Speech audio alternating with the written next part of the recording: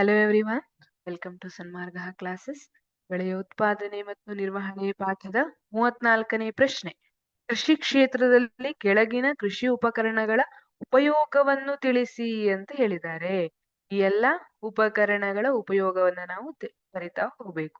ಮೊದಲನೇದಾಗಿ leveller. Leveller ಅನ್ನುವಂತಹ ಕೃಷಿ ಉಪಕರಣ ನಮ್ಗೆ ಯಾವ್ದಕ್ಕೆ ಸಹಾಯ ಮಾಡ್ತದೆ? ಇಲ್ಲಿ ನೋಡಿ, ಚಿತ್ರದಲ್ಲಿ ಲೆವೆಲರ್ ಅನ್ನ ಕೊಟ್ಟಿದ್ದಾರೆ.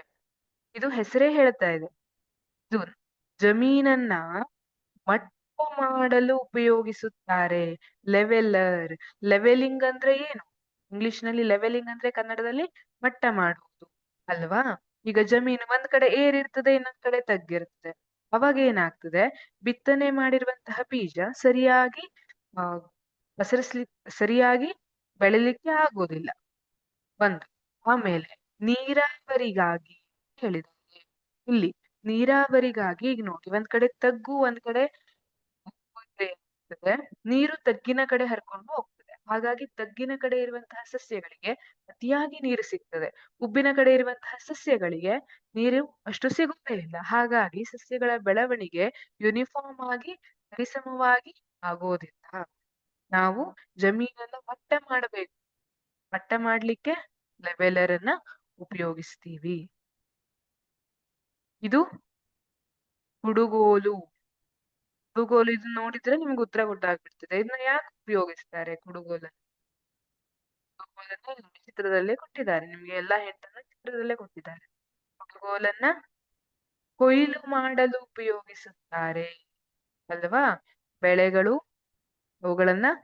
ಬೆಳೆಗಳನ್ನ ಕೊಯ್ಲು ಮಾಡಲು ಕುಡುಗೋಲನ್ನ ಉಪಯೋಗಿಸ್ತಾರೆ. ಈಗ ಕುಡುಗೋಲಲ್ಲದೆ ಬೇರೆ ಬೇರೆ ಯಂತ್ರ, ಹಾರ್ವೆಸ್ಟರ್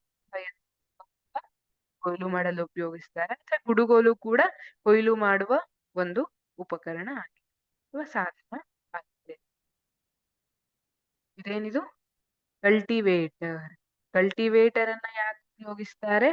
ಉಳುಮೆ ಮಾಡಲು, ಜಮೀನನ್ನ ಅಥವಾ ಮಣ್ಣನ್ನ ಹದಗೊಳಿಸಲು ಕಲ್ಟಿವೇಟರ್ ಅನ್ನ ಉಪಯೋಗಿಸ್ತಾರೆ.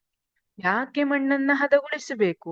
ಯಾಕೆಂದ್ರೆ ಮಣ್ಣನ್ನ ಹದಗೊಳಿಸುವುದರಿಂದ ಸರಿಯಾಗಿ ಮಣ್ಣು ಸಡಿಲಗೊಳ್ಳುತ್ತದೆ. ಇದರಿಂದ ಏನಾಗ್ತದೆ? ಸಸ್ಯಗಳ ಉಸಿರಾಟಕ್ಕೆ ಅನುಕೂಲವಾಗ್ತದೆ. ಅಷ್ಟೇ ಅಲ್ಲದೆ ಸರಿಯಾದ ಪೋಷಕಾಂಶಗಳು ಸಸ್ಯಗಳಿಗೆ ಸಿಕ್ಕಿರ್ತದೆ. ಈ ಎಲ್ಲಾ ಕಾರಣಗಳಿಗಾಗಿ ಮಣ್ಣನ್ನ ಹದಗೊಳಿಸಬೇಕು, ಉಳುಮೆ ಮಾಡಿ ಸಹಾಯ ಮಾಡ್ತೇವೆ. ಹಾಗಾಗಿ ಕಲ್ಟಿವೇಟರ್ ನ ಉಪಯೋಗ ಏನು ಕೃಷಿ ಕ್ಷೇತ್ರದಲ್ಲಿ ಅಂದ್ರೆ ನೀವೇನ್ ಬರೀತೀರಿ? ಉಳುಮೆ ಮಾಡಲು ಬಳಸುತ್ತಾರೆ ಅಂತ ಬರೆದಿರ್ತೀರಿ. Thank you.